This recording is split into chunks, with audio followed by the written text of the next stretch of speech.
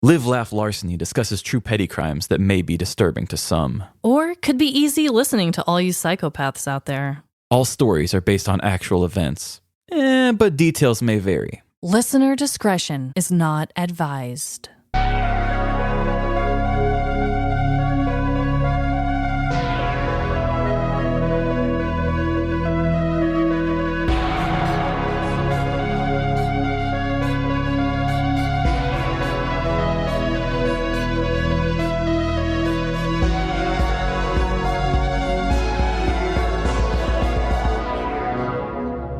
Live, Laugh, Larceny.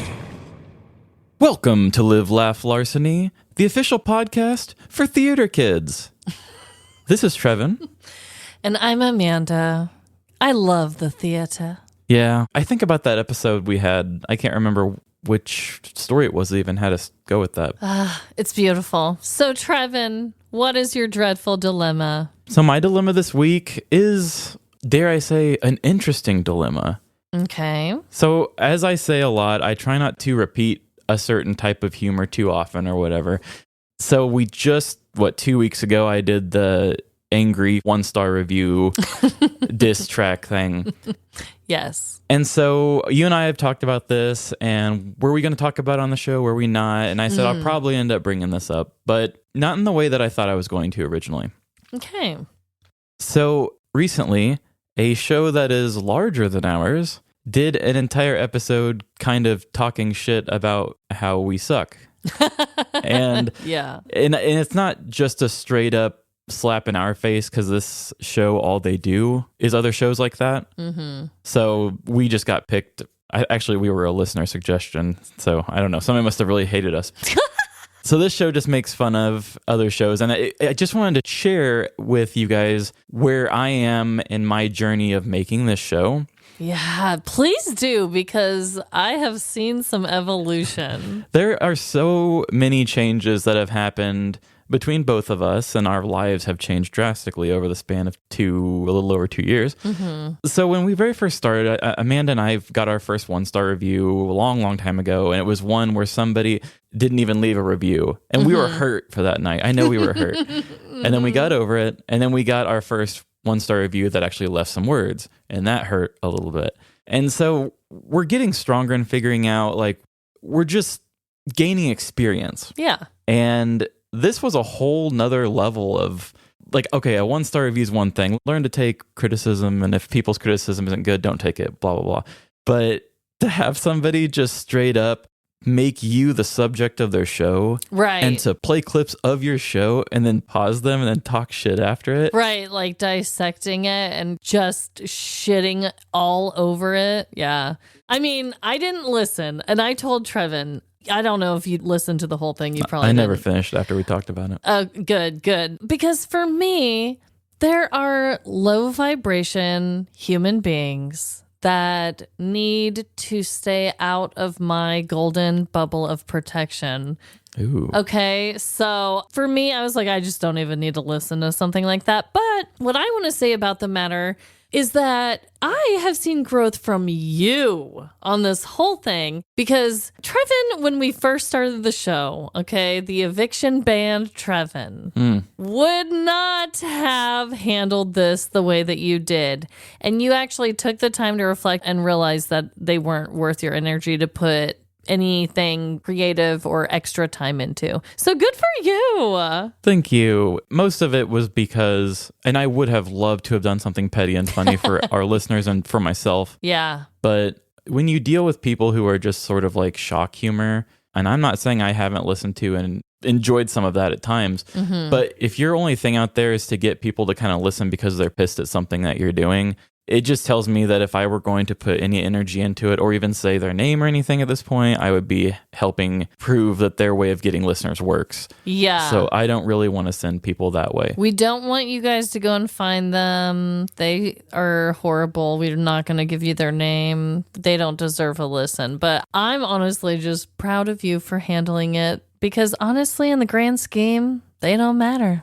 They don't. But what I was going to say was where we are is we're getting up there. We're getting up there with listeners. We're getting more people. Thank you. Keep telling other people. Yes. I'll take any help you want to give.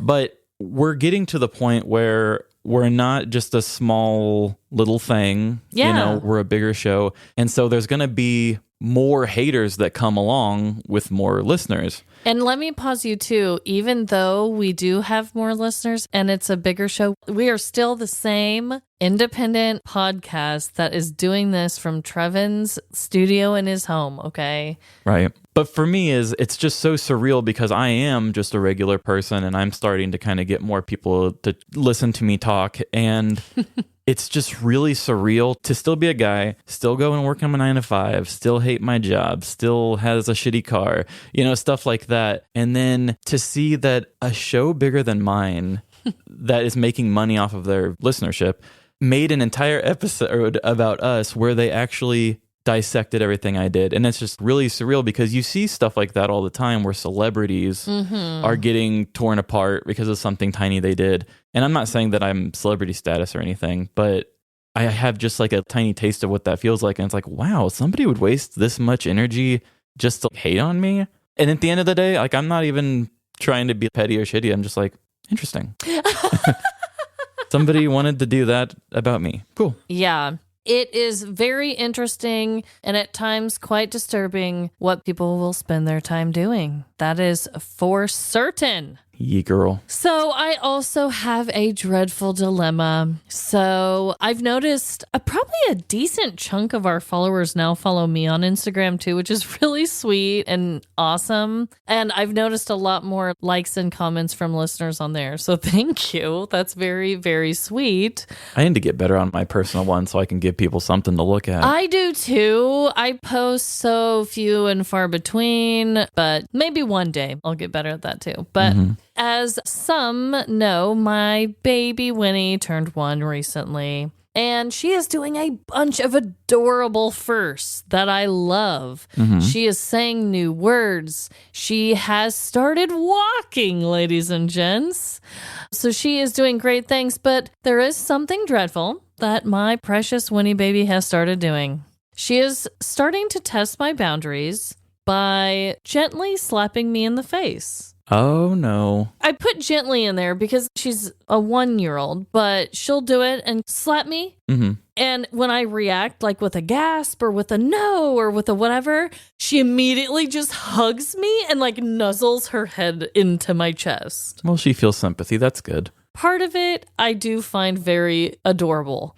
But the other part of me is like, gosh dang it, my pure little Winnie girl already has reached the bitch slap phase, I guess. So, well, some would say you never grow out of it either, you know? You got to keep your pimp hand strong. But yeah, it's very cute. I really want to try and get it captured on camera sometime. Just the way she'll kind of test it and see what I do and just hug me immediately. Oh, God. That's the weird thing about parenting that I'm sure is a big dilemma for most parents a lot of the time. And I'm sure people talk about it, but since I'm not a parent, I don't always retain those jokes when I hear them.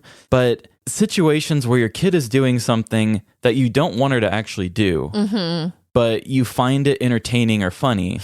Yeah. And I'm sure this wasn't as much of a thing for us growing up because we didn't have smartphones around us. But I'm sure your kids react to seeing a phone pointed at them as like, I'm doing something good enough that my parent wants to catch it. So that almost gives them a very positive reinforcement sort of feeling. It's just like, oh, she's slapping me. Better get the camera out to capture it again.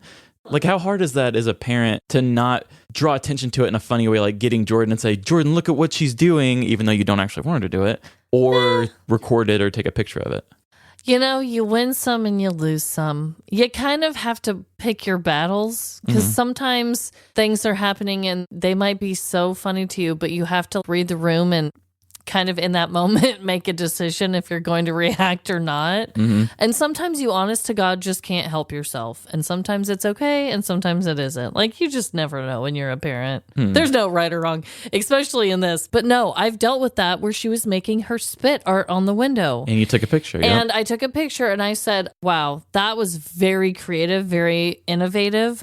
And I took the picture and I said, but baby, it's very unsanitary. Please don't do it again. She never did it again after that. That's good. So, I think my kids are kind of used to me personally just wanting to take pictures of so many things. But that is an interesting thought. Okay, Trevin, are we going to tell everyone that this is, in fact, a special episode? We are. Probably good to let you guys know this now before we go into segments. We have been receiving different listener stories over time, and we're still kind of experimenting and figuring out what we want to do with that or how we want to handle all these. We've done listener stories in the past where we've been able to do a full story. Normally, what do we do? Anywhere between 7 to sometimes 16 minutes for me. But some of these ideas are funny stories, but they're not super big stories that I feel like we can flesh out into being, a long story. Or so we thought. Yeah, we've gotten so many with the uptick in listeners. We've gotten way more listener stories, which I love. But yeah, sometimes just going through and reading every single one and getting it organized just takes a minute. And then when you do see them, sometimes you wonder, can I make this into a really, really long story? So Trevin had a really great idea to do a listener-only episode where we are going to be telling 2 stories each. And all 4 stories are going to be a little bit shorter than our normal stories for the most part. And all 4 of them are from our listeners. And we are really excited to try it out and see what everyone thinks. Yeah, you'll be learning along with us. Who knows, this may end up being a super long episode. I don't really know what's going to happen with this. We're going to do Would You Rather, so maybe it's something we can get done quicker and get on to doing the stories. It's just a big experiment right now. We're not going to be like some shows and do a listener episode once a week because I still have to work. But if everything works out, I would like to do this more often. Oh, for sure. Until then, though, these may pop up every couple months. I don't know. I love it. I hope we can do this more often. So definitely keep sending them in. And so, yes, for this week's segment, we are going to be playing a game of Would You Rather. Would you rather? Yes, we are. And it is my week to go first. Okay. So this Would You Rather I actually came up with on my own. Trevin, congratulations. The OG over here. Okay. Would you rather have a film crew live stream your every move outside of the bathroom, or every time you use the bathroom, you have to announce honestly what you did in there and how it went? And by announcing, it's just like whoever's around you at the time. In this situation, we will say that if you're in a public space, when you walk out of the bathroom, you must announce it to the room. And if you're home alone, you have to tweet it or make a Facebook post every time. Wow. In the first option, do they follow you everywhere you go too? They follow you everywhere you go. That's not the bathroom. You'll always have your privacy in the bathroom, but your life outside of the bathroom is no privacy pretty much. Oh, and everything else is live streamed. I'm going to have to go with the announcing of the bathroom. Because, Really? yeah, there's just no way in hell I could have every aspect of my life live streamed. I need a bit of privacy, bro. Well, that's why you go to the bathroom. But you know what? No, I deserve more than the bathroom, okay? So I think I would announce it. Now, don't get me wrong. There would be times where that would be absolutely shameful and awful. But I mean, I already kind of do that to my loved ones and like the people that live in my home. Okay. I mean, I'll go in there and I'll be like, wow, guys, you are not going to believe what just happened in there. I'm that person. So I'm already a halfway announcer as we speak. That's fun. Yeah. What about you, Trevin? I think I would rather do the live stream. Oh my God. Why? Well, I don't think a lot of people would watch my live stream anyway, but I was going to make this a dreadful dilemma a long time ago, but I don't even want people to know that I poop. Oh. And I know last week kind of broke that too. Yeah. But I'm still kind of hiding, hoping that people can see past that and still think that I don't. I mean, That doesn't make any sense. So that's kind of how I am. So if I went into a bathroom and came out and was like, it was a duty, I could totally understand if nobody wanted to be my friend again. I would. If every time I saw you, you announced to me what happened, I would still be your friend. Well, thank you. I really would. But like I said, I only use the safe toilet, so that would only happen if you were at my house. Oh my God. Really need to work through your poop fears here. I thought I was bad. So I also have a would you rather. Ooh, I came up with this one myself too. Oh my gosh. I looked up a few online just to get inspo, but nothing was doing it for me. This ties in really well with our show too. So Trevin, would you rather share a small jail cell with your least favorite coworker for 2 weeks or get prosecuted for a petty crime you committed by a judge who happens to be your most recent ex?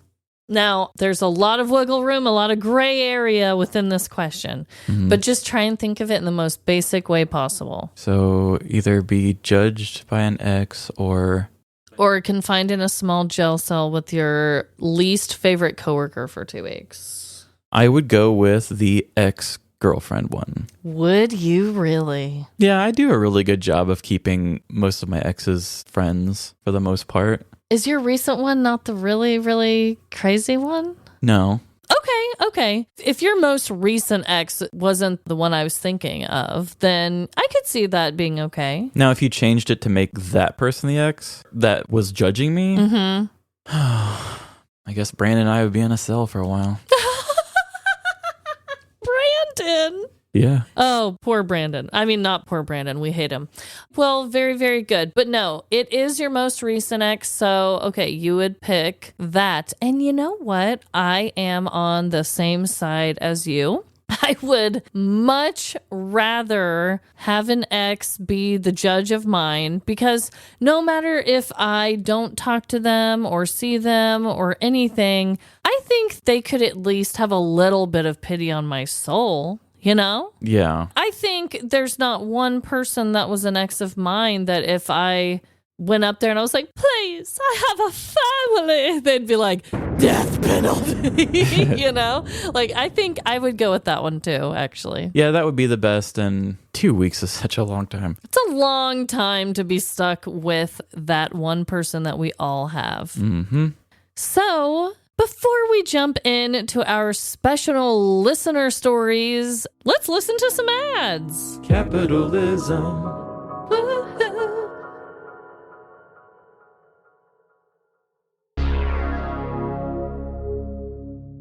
And this is my week to go first. So I will be telling us the first listener story in this listener story extravaganza.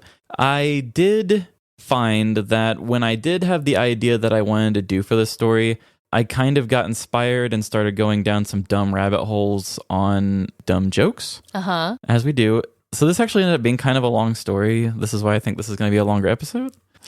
This one probably could have been a standalone. But you know what? Bonus for all you guys. You guys have been great and you deserve it. You deserve it. So for this one, I won't be reading the email first. I don't know how you want to do that, or if you're going to read your emails on them. I am. Okay. I'm not going to read mine. This one's kind of got a little bit of mystery to it.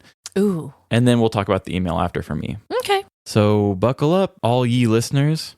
And here we go. Petty criminals move in mysterious ways. Through the years of this show, our stories have proven this time and time again. Whether it be destructive acts of hunger, retaliation, or overcorrecting into a terrible situation, petty criminals can find interesting ways to get into even more interesting trouble. We talk about these criminals as if they are a different species. Like the act of getting an arrest record transcends a person beyond this mortal coil. It is a label that can stick with you for the rest of your life. For the majority of our news stories, the media's opinion on the perpetrator has already been made. Even if an article states that a person allegedly did something, or charges are pending, that's all we as the public need to make up our mind. And let's be honest, the media will have a better time selling a story where viewers have strong feelings towards a person's acts, humorous or otherwise. This offends me. Today, we are treating all of you to listener-only stories. Stories where the news media has yet to get their grubby hands on the source material with an intention to spin it in whatever direction they feel. Are we lucky enough to get the exclusive rights to these stories? Or are they simply just not big enough of a deal for the news to even think about covering? I guess that's for you to decide. All I know is that some listeners have opened up about being victims, and others used our email address as their own twisted, petty confessional. Who is innocent? Who is guilty? And are any of us really safe? Our story opens up on a first date at El Bonito Taco, the most romantic restaurant in town. Patrick and Brett seem to really be hitting it off. With Patrick being a bit of a shy, go-with-the-flow type, he let Brett do all the talking. And boy did he. Brett went on and on about his life as a dentist, his love for animals, and he even gushed about how El Bonito Taco had the best salsa in town. It was the ideal date. Patrick loved how at home and confident Brett seemed in the Mexican restaurant. Story after story, Brett would order more margaritas and bowls of salsa for the table. Come on now, more margaritas! At one point, Brett accidentally grabbed a bowl of salsa instead of his drink. As the salsa bowl touched his lips, he quickly caught his mistake. Oops. Before shrugging and drinking the entire bowl of salsa. The two laughed and shared a moment over this. By the end of the meal, and Brett's many refills of salsa, the two had reached the acceptable amount of time for sitting in a restaurant. "You want to come back to my place?" Brett asked. "I've got a dentist pad so sweet, it'll give you cavities." Patrick was caught off guard by Brett's suave nature and dental wordplay. Before he could even respond, Brett's animal magnetism had sucked Patrick in like a tractor beam, causing his body to involuntarily move towards the front door. Check, please. Brett boxed up their leftovers, and they were off. As Brett unlocked the front door to his dreamy estate, Patrick's jaw dropped at the sight. "Welcome to the house that Plaque built," Brett stated, with his same signature charm. Although Patrick was still awestruck, he couldn't help but notice how Brett suspiciously shut the door and locked it behind him. He even thought he heard him laugh maniacally to himself. Maybe he's just particular about safety, Patrick said to himself, explaining away the red flag. "Why don't you go sit on the couch? I'll make us some drinks," Brett said to Patrick. "Oh, and whatever you do, don't go snooping around or opening any cabinets," he quickly stated before stepping away. There it was again, another weird interaction. Patrick slowly made his way to the couch, but remained uncomfortable. "Hey, you want to listen to some music?" Brett called from the other room. "I've got every album that you would expect a dentist to have. Kobe Teeth, Alanesthesia Morissette, System of a Crown, Lady Gazgaz, Molar Cyrus, or Carrie Underbite."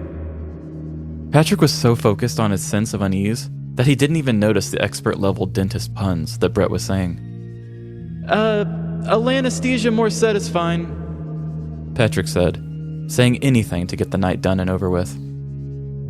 As Alanesthesia's 1995 hit, "You Oughta Floss" came on, Brett arrived at the couch with 2 mixed drinks, a bowl of chips, and a bowl of salsa. "I hope you don't mind. I got us a little chips and salsa for the table," Brett said, in a flirty tone. "I'm a bit of a salsa maestro myself. Have a taste and tell me if my recipe is better than El Bonito Tacos." Patrick couldn't believe this guy was already wanting chips and salsa again. Being stuffed from his meal at the restaurant, Patrick politely thanked Brett and decided to drink his drink. "What? Is it not good enough for you?" Brett shrieked in offense. "No," Patrick responded. "I'm just so full from El Bonito Taco." Brett's anger began to fade as the tension in the air dissipated. "I totally understand if you're full," Brett said in a cheery tone.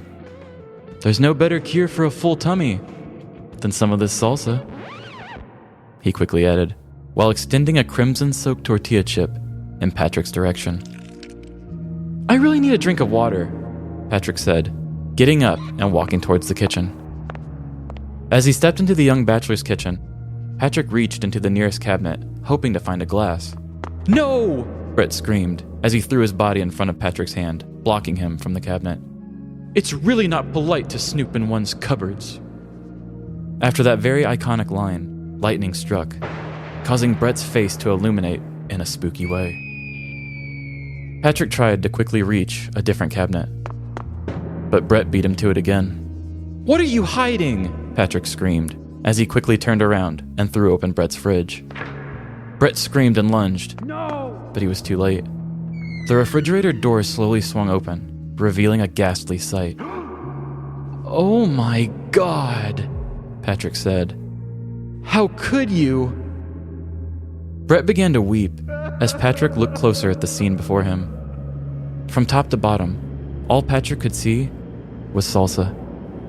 His eyes panned across the wide varieties of containers that inhabited the strange fridge.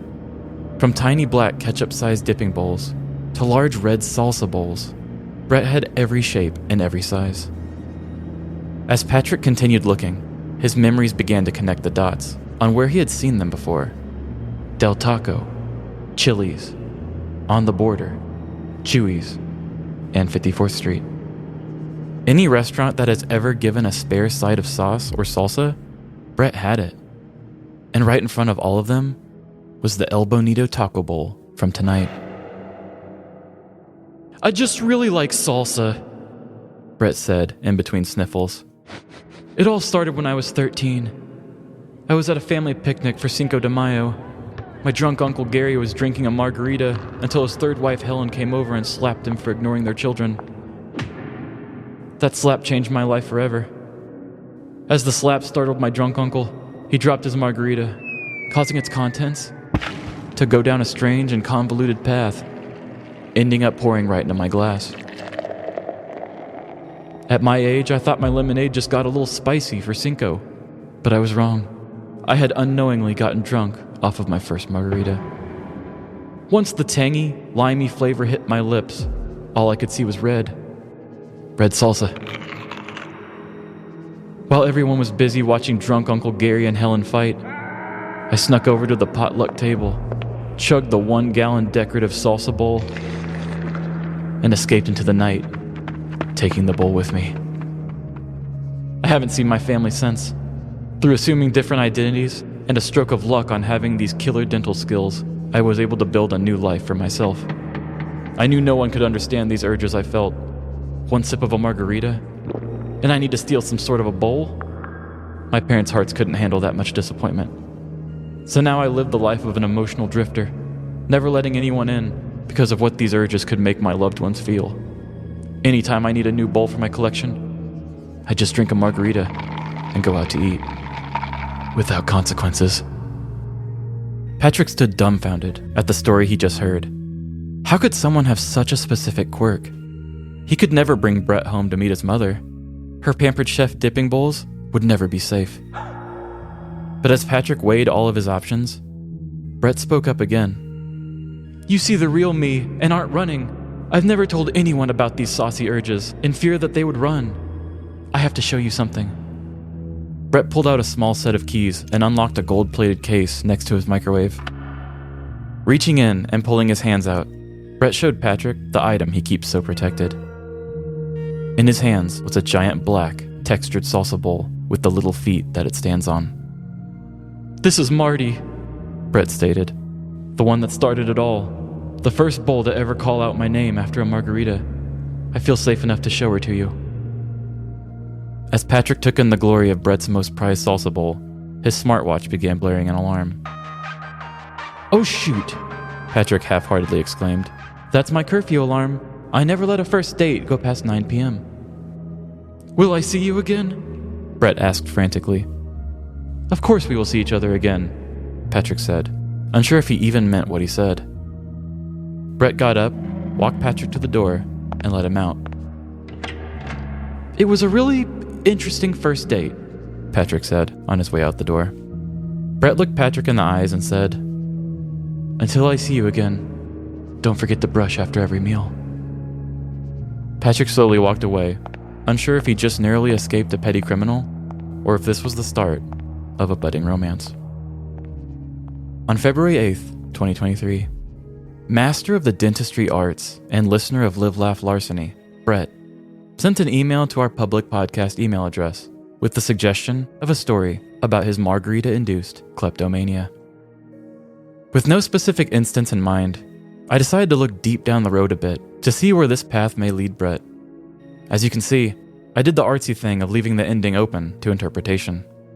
It's all up to how you perceive the ending that decides whether this is a cautionary tale about the isolation of a petty criminal, or hope that even petty criminals find acceptance with their flaws.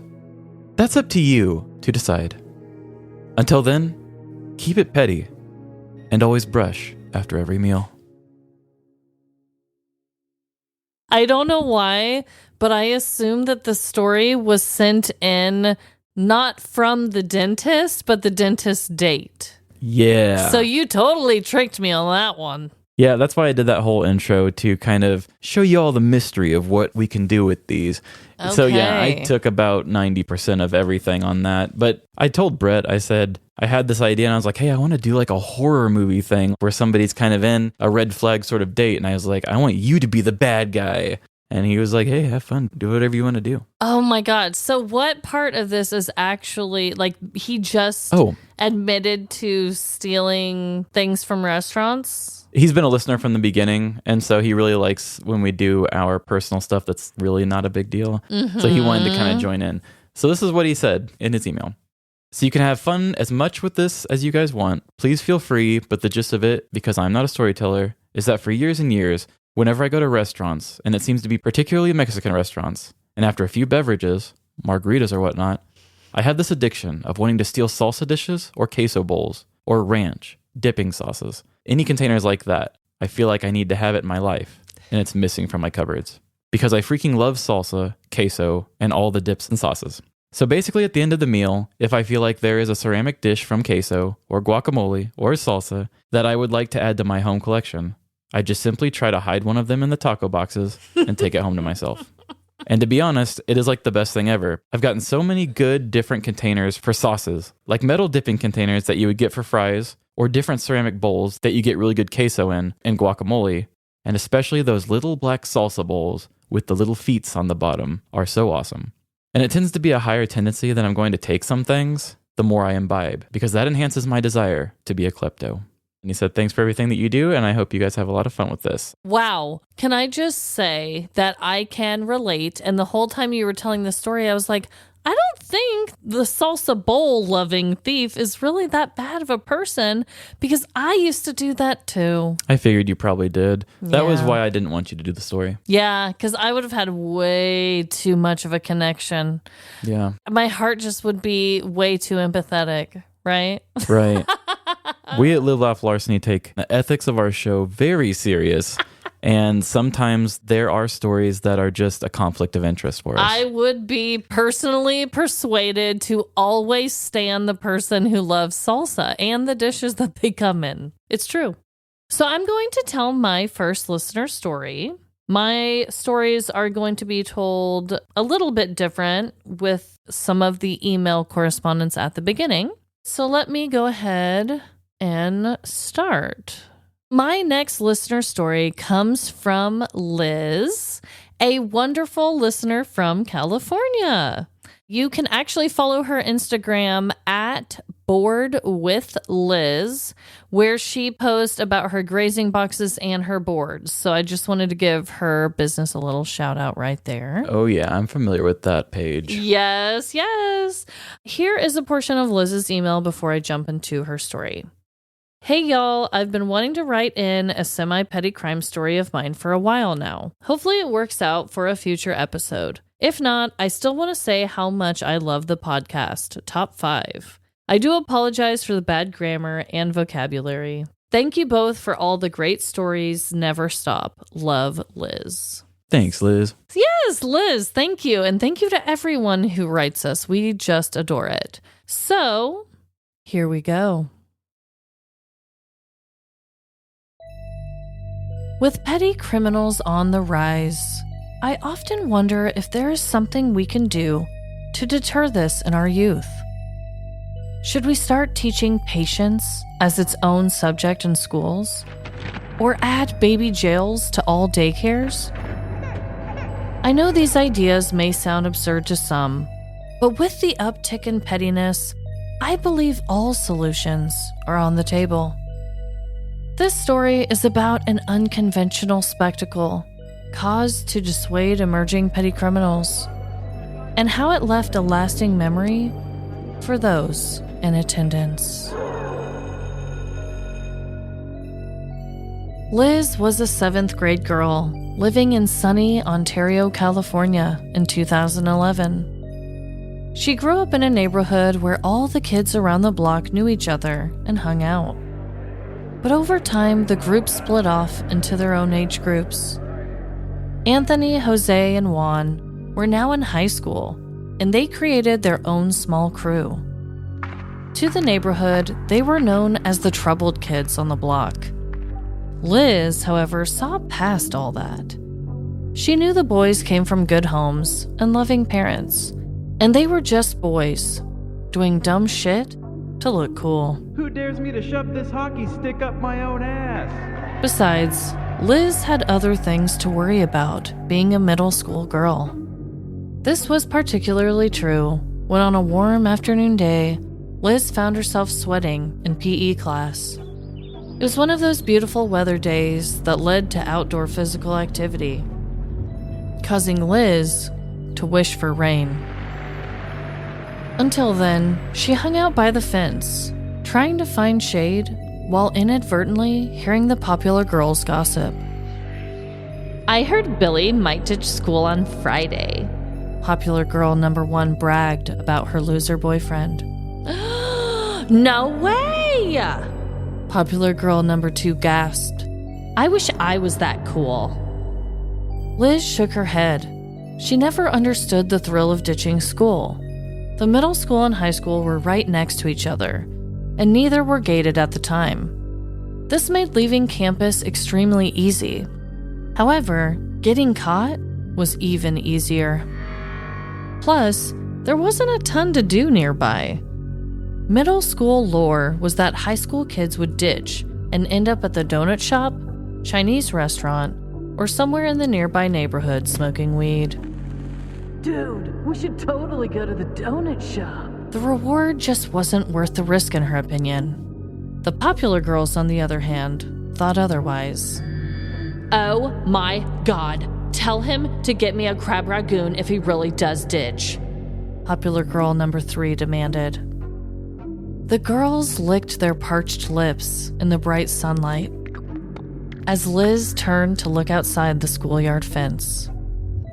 That is when she saw 3 figures walking towards the school on the nearby road. As the figures approached, the middle schoolers had all lined up against the fence. Not only were there 3 high school boys walking down the road, but a cop car was slowly tailing them in an escort back to school. They actually did it. I wonder if they got crab ragoon. The middle school kids began whispering louder with each step that the high schoolers took. Liz hadn't seen her class so invested before. She turned to get a better look at the 3 high schoolers when she nearly choked on her spit. I know those guys! Liz belted out proudly to her classmates as Anthony, Jose, and Juan from her neighborhood guiltily walked by. Liz thought this connection would surely grant her entrance into middle school popularity, but her PE teacher had another plan. What's all this chit-chat about ditching school being cool? The PE teacher asked rhetorically. I like crab ragoon just as much as the rest of you kids, but this is a sure way to Loserville. Ugh, okay, class, new game. The teacher announced as she clapped her hands together. I need you all to laugh and shout whatever it is that you want to these uncool ditch boys when they walk by. Do you understand? Yeah! The class responded as they took their places by the fence. Boo! Shame! Shame! You're so ugly. When your mama dropped you off at school, she got a fine for littering. After the crowd of sweaty kids began publicly shaming the ditchers, the policeman also joined in through the speaker of his cop car. How does it feel, boys? Are you embarrassed to be seen like this? Because you should be. Keep walking! The cop followed them around the middle school fence, back to the high school parking lot, and out of sight. Rumors afterwards were that the boys were suspended from school and got a ticket for ditching. As for Liz, she took this event as a learning experience. She learned that outgrowing friendships happens, and sometimes it's for the best. And that ditching school isn't necessarily cool. I'm not saying public walks of shame should be brought back from the medieval times to put an end to all the petty madness in the world. But what I am saying is that it's an option. Wow. So obviously the quotes of the things that people yelled and said and all of that I had some fun with.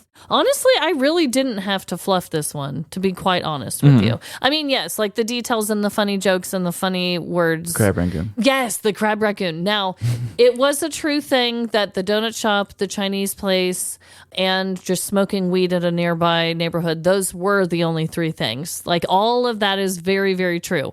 But yes, bringing up the crab raccoon was definitely just me having some fun. But the main thing that I wanted to touch on with this story was that the teacher and the cop both had these children encouraged to publicly shame these school ditchers. Yeah, it kind of makes me think of we never did a story about this, but I've seen the town Kearney, not too far from us. They made a big deal about a kid, I think they stole or something, and they made the kid wear a sign and sit at the most busy intersection for like 3 hours, and people like honked at him. It was like, honk at me, I stole, or something like that. Oh my God. Yeah. I did So it makes me think not of that. hear that story. That is wild. But yeah, that was the thing that stuck out the most to me. Also, I wanted to point out that I don't know if every place gives out actual police tickets to kids for ditching school. I don't think that was a thing in my town, but also I lived in a very small village. Was that a thing where you were from? I've never heard that there were tickets. I've heard of Okay. cops taking them in and, scaring them a little bit. But Yeah. I mean, maybe they gave them a fake ticket. I don't know. Yeah, I really, really enjoyed that story, and I had so much fun with it. Yes. Thanks again, Liz, for sending that in. Thanks, Liz. And I have our third story. Yay! So our next story is coming from listener named Lauren. And Lauren, she just has a PS at the end that has her nice things that she wants to say to us. So I'm going to say that first because the first part of the email is the story. Yeah. She tells me her story and then says, your show brings me so much joy. I like listening to true crime stories, but a lot of the time they're too hardcore for me to binge. Thank you for making a podcast that's the perfect palate cleanser we all need after subjecting our ears to way too many gory details and oftentimes unresolved grief. I love hearing your conversations and laughter, and I love getting to laugh right along with you guys. Don't stop doing what you're doing and keep following your dreams. Aw, Lauren, thank you so much. Thank you, Lauren. And I will go ahead and just jump on into her story. And here we go again. As the sun sets on King City, that's when the freaks come out. Being a small Missouri town with a population of about 1,000, you don't have a very wide variety of characters you'll run into, especially at night. They have the tweakers, drunks, pervs, teachers, farmers, and good old boys. Most of the time, these identities don't overlap. It was an uneventful Tuesday night. Lauren and her husband, Ben, had just finished enjoying a dinner of food before enjoying a little cheesecake for dessert. The night was winding down in their usual way, with kicking back and watching The Fresh Prince of Bel-Air. It took no time for the happenings of the day to catch up to Ben and their two family dogs. They had all three began to snore before Will Smith could even get to the smell you later part of the opening theme. Lauren was also feeling quite tired, so she decided to just throw in the towel. There is no point in trying to see what antics Will and the gang are getting into this episode.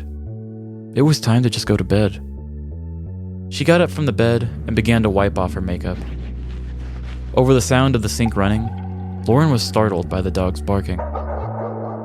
This was not uncommon for them to do when people pull up to the house. With her toothbrush in her mouth, she walked out of the bathroom to see Ben putting on his shoes and running towards the door.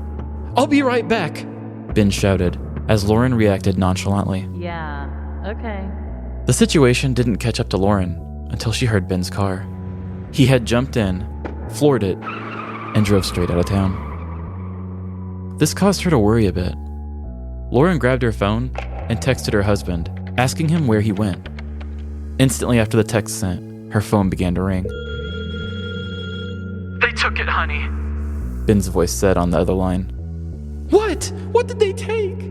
Lauren screamed at the top of her lungs. The dogs and I.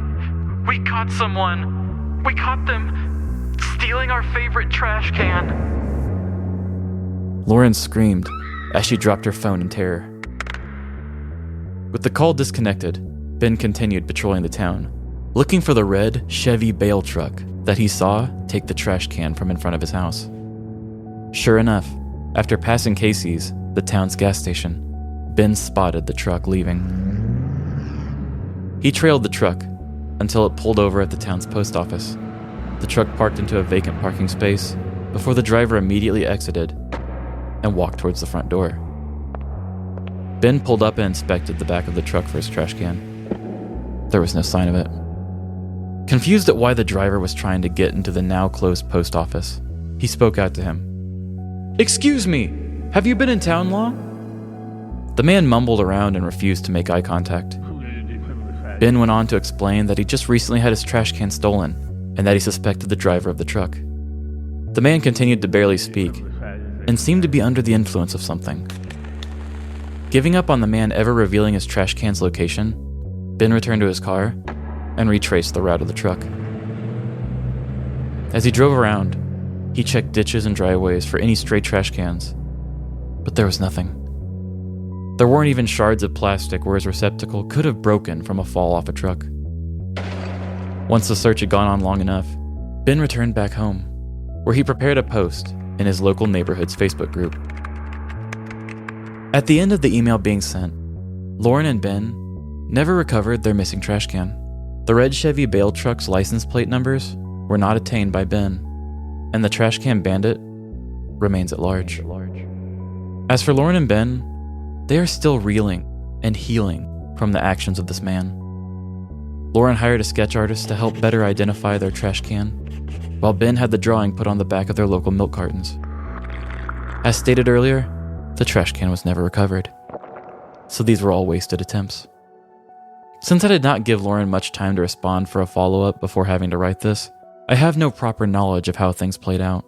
Was the trash can found, or did the young couple possibly get over this dreadful loss and get a new one? The loss of a trash can is no laughing matter.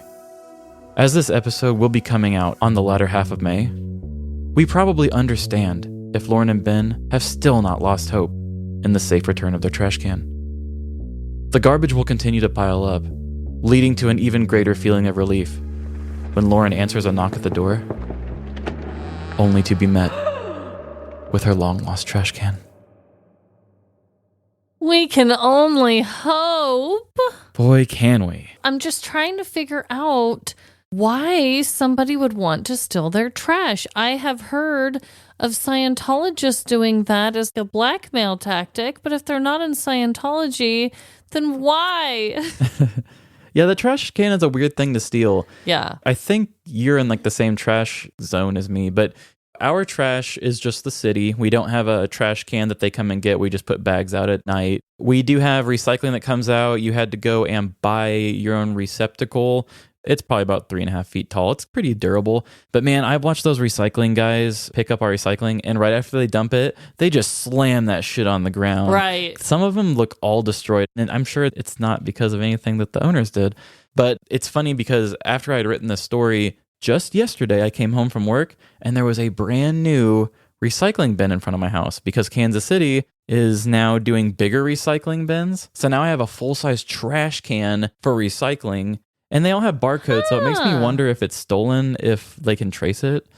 But ooh, probably. If they're providing it, they want to make sure they're not just going wherever. yeah, because I think I had to spend $15 for that little one I had. Now I get a brand new one, and it's big and free. Wow, that's crazy. I didn't get anything cool like that. But since I got it, it's like when you watch a stand-up comedian talk about kids and you don't have kids, and then you have a kid, and then you watch it and you're like, wow, these jokes are funnier to me. Mm-hmm. After writing that story, it's like, I don't want anybody to ever take that big recycling bin from me. It's devastating. So I'll be honest, I might have been trying to be a little funny when I wrote that. But if somebody stole that beautiful blue baby out there, it would not be good for me. We stand in solidarity. Thank you. No one should be stealing anyone's trash cans. I agree. So are we on to the last story of the day? The final of this long day. Oh my God. I honestly am obsessed with this story. Okay. Oh, good. This was the listener story that you, I think, briefly read or knew of and said, I think you should take it. And when I read it, I wanted it anyway, so it worked out great. I took a lot of time on this story, and I had a really good back and forth conversation with this listener as well. But I do want to read a little bit of her email before we get started. Hi, my name is Bree, and I'm from Canada. I'm a huge fan who greatly enjoys your show. I just want to say I started listening to you because I work night shift and have binged your entire podcast. I'm currently waiting patiently for another episode as we speak. LOL. I love Amanda's laugh and ability to find humor in everything and be so lighthearted when people are rude. I love Trevin's creativity to make fun of all his asshole coworkers, the realtors, and neighbors. There were many night shifts where I found myself practically howling in laughter to the stories you have both told. You are both amazing, and I am absolutely so happy you're still doing your show. And a well-deserved belated congratulations on your 2-year milestone. I got permission from a close friend for a petty crime, and I absolutely had to share. It happened last night. So when did I get this email? This was in May. So this is a very, very, very recent one. This was a new one, yeah. Uh-huh. Please feel free to share this crime. The only request is that you have to give her an awesome name and the petty criminal the most ridiculous hillbilly name in a background possible. LOL. Keep up the amazing work. So much love from Canada, Bree. Thanks, Bree. Love you, Bree. My God, can you be any sweeter? So without further ado, here we go. If you haven't noticed this already, people can be dicks. Drivers on the freeway will cut you off. Tinder dates will ghost at the last minute. And your coworkers might even steal your homemade lunch. Baloney again? It's difficult to avoid these meanie weenies, and exhausting to even try. This story is about one woman's shocking encounter with one of these pricks, and how she somehow mustered up the energy to tell off a hardened petty criminal. Sienna Roxanne was a hardworking girl from Alberta, Canada, who had a really, really awesome name. She currently worked the night shift, providing group care to youth who struggle with complex needs, mental health, and addiction issues.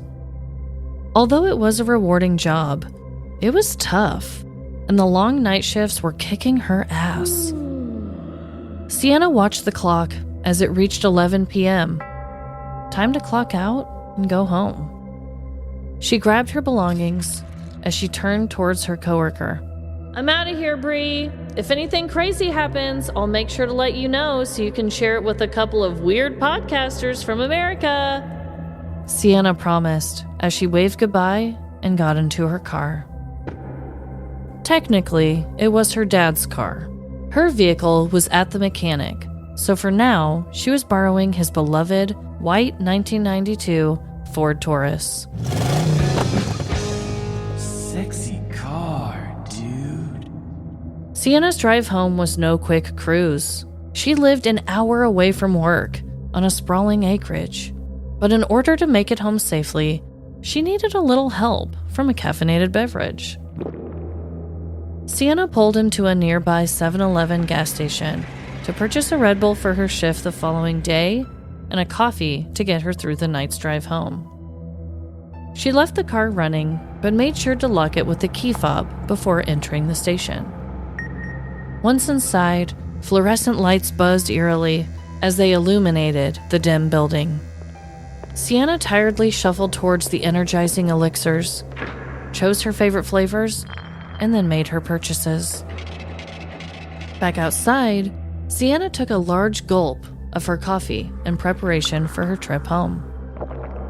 But as she pivoted towards her dad's car, she noticed movement next to the driver's side door. She squinted her eyes, making out what appeared to be a silhouette of a male hillbilly. As Sienna cautiously stepped closer, the man's half-fastened overalls and dirty bare feet came into focus. This confirmed her country bumpkin theory. But what was he doing next to her ride? She assumed he was trying to break in, but stepping closer to the driver's side of the car, she saw the hillbilly's hips rotating repetitively. "Holy shit," Sienna whispered to herself. "He's wiping his penis on the door." Oh, yeah. Exhausted from both work and the patriarchy, Sienna stomped over towards the horny hillbilly and looked him dead in the eyes. I just got off shift, and I'm too tired for this shit. Please fuck off. Sienna boldly stated into the nighttime air. The hillbilly just shrugged, put his member back into his overalls, and walked away into the night.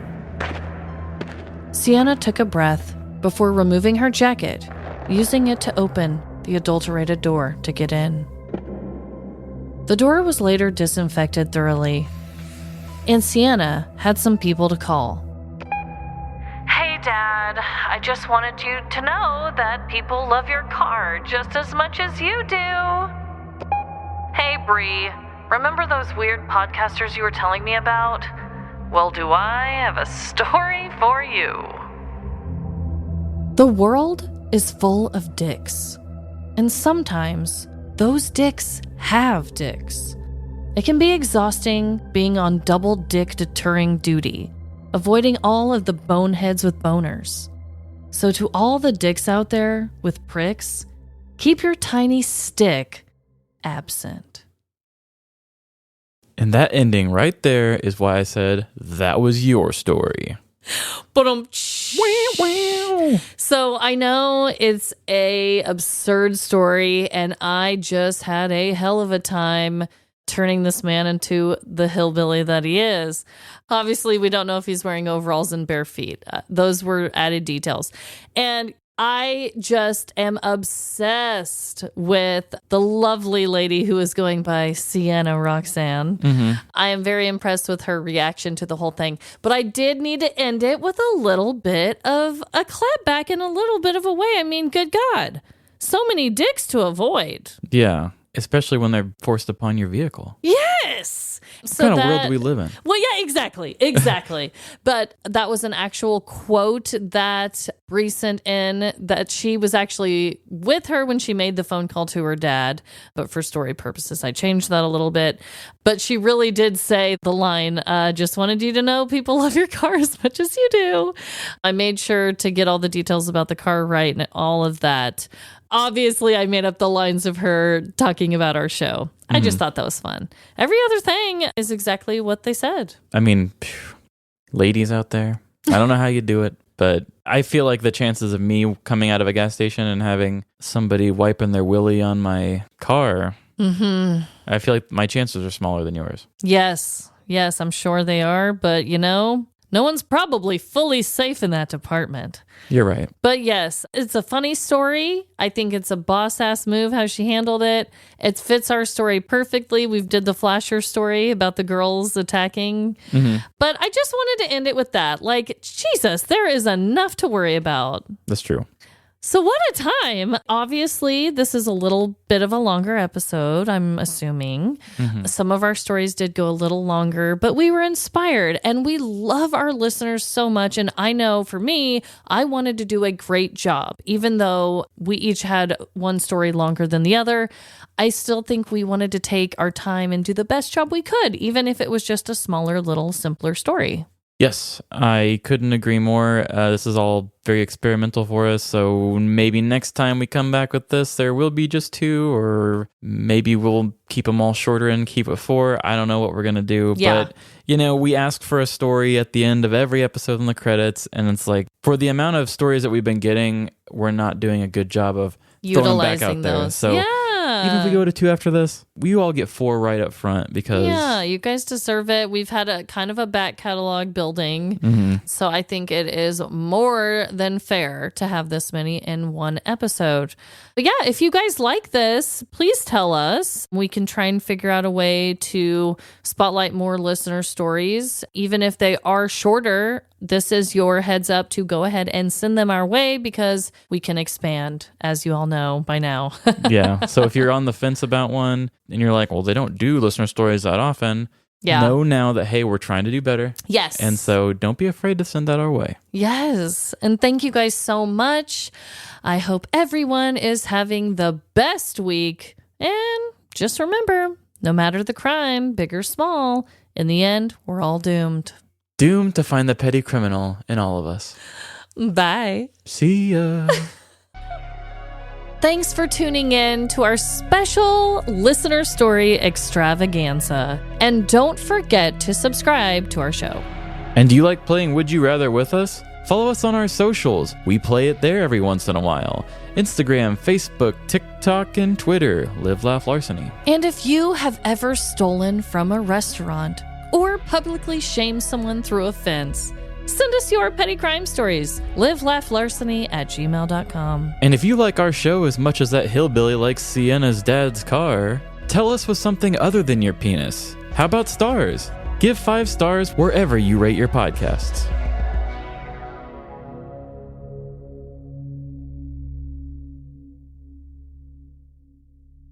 Yeah, I do a really good job of keeping most of my ex's friends for the most part. Is your recent one not the really, really crazy one? No. Oh, okay, you can cut that out. Yeah. Wait, who's your most recent ex? Well, I dated that Shelby girl a little bit. She's the one that met my parents, then broke up with me on my mom's birthday. Oh my God. We don't have to put that in there at all, but that was really funny shit.